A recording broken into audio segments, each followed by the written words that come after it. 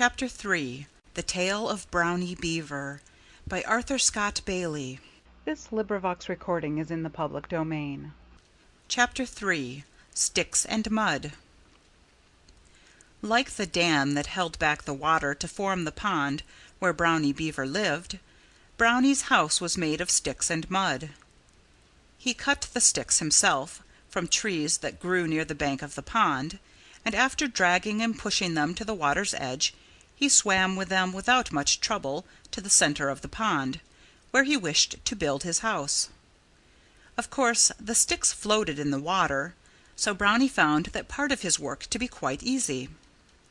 He had chosen that spot in the center of the pond because there was something a good deal like an island there, only it did not rise quite out of the water.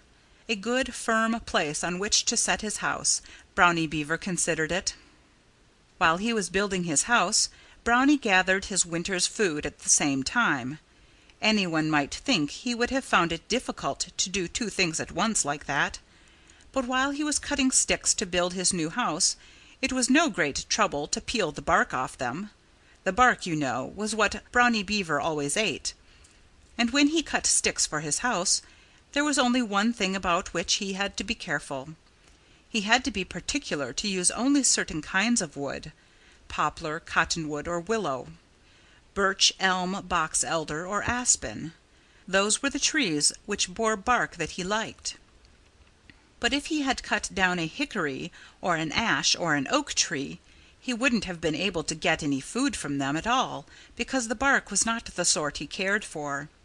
That was lucky, in a way, because the wood of those trees was very hard, and Brownie would have had much more work cutting them down.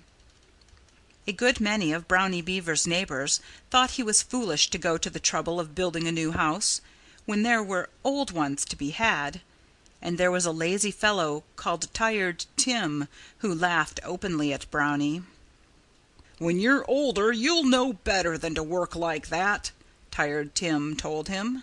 "Why don't you do it the way I did?" he asked. "I dug a tunnel in the bank of the pond, and it's a good enough house for anybody.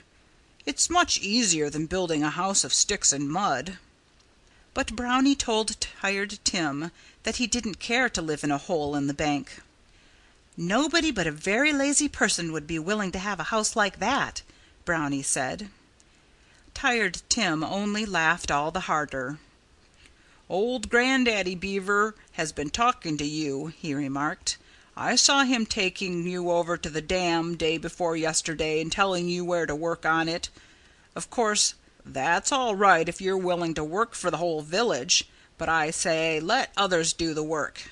As for me, I've never put a single stick nor a single armful of mud on that dam, and what's more, I never intend to either. My tunnel in the bank suits me very well. Of course, it may not be so airy in summer as a house such as you're making for yourself, but I don't live in my house in summer, so what's the difference to me? In summer I go up the stream or down just as it suits me, and I see something of the world and have a fine time.